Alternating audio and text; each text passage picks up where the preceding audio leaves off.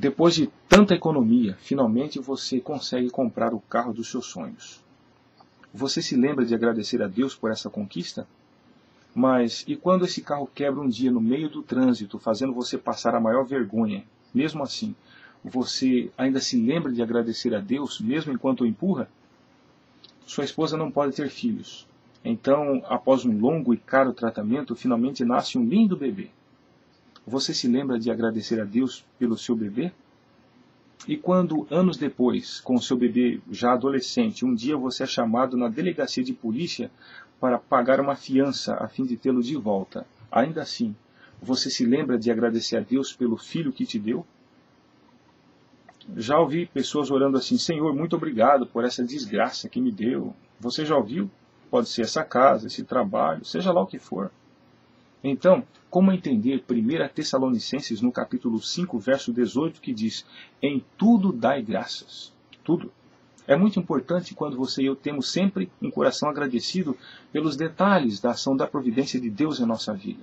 Lembre-se, dos 10 leprosos curados por Jesus, somente um retornou para agradecer.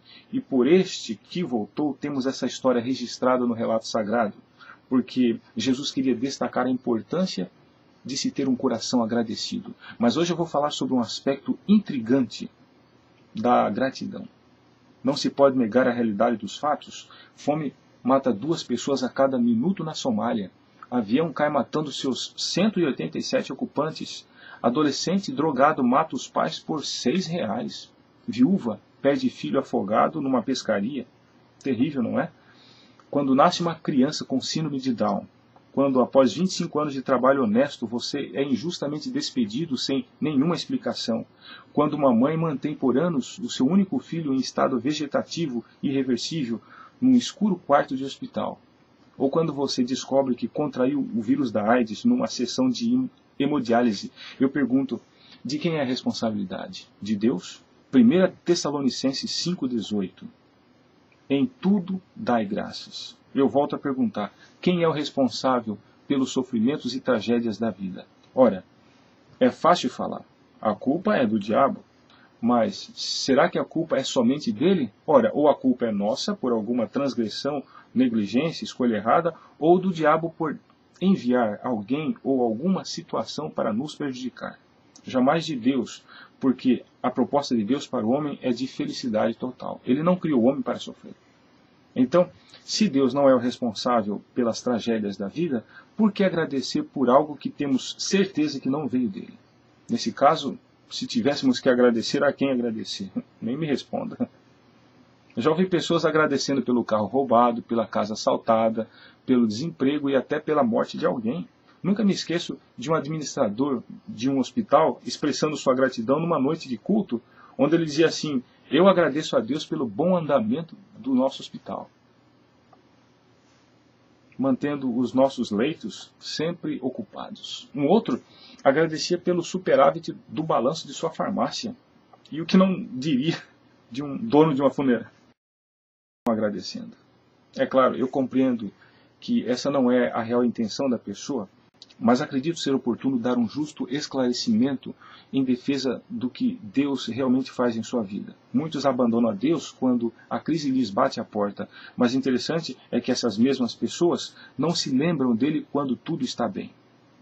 É certo que às vezes Deus fura o pneu do seu carro para evitar a falta de freios logo adiante, mas ele faz isso justamente para impedir a tragédia iminente. Agradeça pela proteção e não pela falta de freios. Apenas uma questão da ênfase correta. Mas 1 Tessalonicenses 5,18 continua me intrigando, dando sempre graças por tudo. Graças não pelo mal que te sobrevém, mas pelo crescimento que você teve ao Deus permitir que Satanás tocasse em você temporariamente. Mas por que Deus permite? Eu não sei, mas Ele sabe e no momento certo nos fará saber através de uma justa explicação, onde tudo será esclarecido nos pormenores. Não será em vão que teremos um milênio pela frente para julgarmos os atos de Deus, a ver como Ele foi justo em todos os detalhes de nossa existência. O próprio Jesus já nos deu uma explicação através da sua palavra. Abra sua Bíblia em Romanos 8,28, que diz: todas as coisas trabalham juntas para o bem daqueles que amam a Deus, Você ama Deus? Lembre-se, não é da natureza de Deus fazer o inocente sofrer, mas Ele faz surgir desse sofrimento imposto pelo inimigo uma oportunidade de crescimento. Não significa que Deus está trabalhando em parceria com o inimigo, mas que Ele está aproveitando seus ataques para desmascará-lo. Deus não planeja os ataques de Satanás, mas Ele cria escapes para os seus filhos. Este é um milagre muito difícil de ser reconhecido. Em outras palavras, Satanás fracassou no sentido de te destruir através de uma doença, um acidente, um desemprego ou qualquer outra provação, porque Deus de alguma forma interferiu em seu favor. Sim, Deus se aproveitou desta desgraça, digamos assim, transformando-a em bênção, em oportunidade de crescimento. É por isso que o apóstolo Paulo dizia, porque o seu poder se aperfeiçoa na minha fraqueza. Deus não foi o responsável pela morte de Abel, mas o compensou com o nascimento de Sete. E da linhagem de Sete surgiu o Messias. Deus não foi o responsável por jogar em José naquele poço, mas o compensou fazendo governador do Egito. Deus não foi o responsável por fazer de Saul o primeiro rei de Israel, mas compensou a Israel com Davi, o grande rei. Deus não foi o responsável por jogarem a Daniel na cova dos leões, mas compensou, fechando a boca daqueles famintos leões. Deus não foi o responsável pelo sofrimento de Jó, mas o compensou dando-lhe tudo em dobro. Deus não foi o responsável pela morte de Jesus na cruz do Calvário, mas compensou dando-nos a salvação. Finalmente, Deus não é o responsável pela existência do pecado, mas compensará pela sua destruição final e pela implantação da nova terra. Portanto, meu amigo, para cada provação ou tragédia enviada por Satanás, Deus tem uma compensação que poderá te fazer crescer. E por essa compensação que você e eu devemos ser sempre gratos. Agradeçamos diariamente pela proteção de Deus e seu cuidado em todas as áreas de nossa vida, para que possam ser evitados os ataques do inimigo. Mas quando esses ataques acontecem, vamos nos colocar nas mãos de Deus a ver o livramento que virá em seguida através da compensação, quer seja através de crescimento espiritual ou material. Se Deus nos protege de um ataque, agradeçamos pela proteção. Se Ele permite o ataque, agradeçamos pela compensação que virá através de algum crescimento determinado por Deus. Isso significa dar graças por tudo.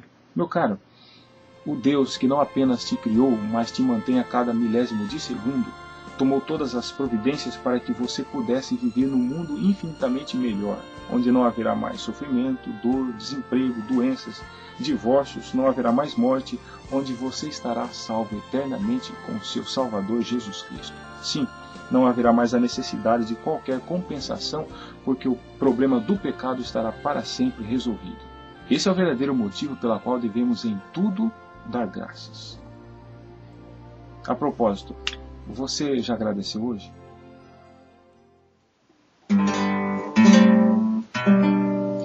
Senhor Jesus, muito obrigado por tantas bênçãos que Tu nos dás, por tanto amor, por Teus cuidados, por nossa vida, por tanta paz. Queremos dar a cada instante nosso viver em Teu amor. Em cada gesto um exemplo, em cada exemplo amor. Senhor Jesus, nós te imploramos e nos desperte.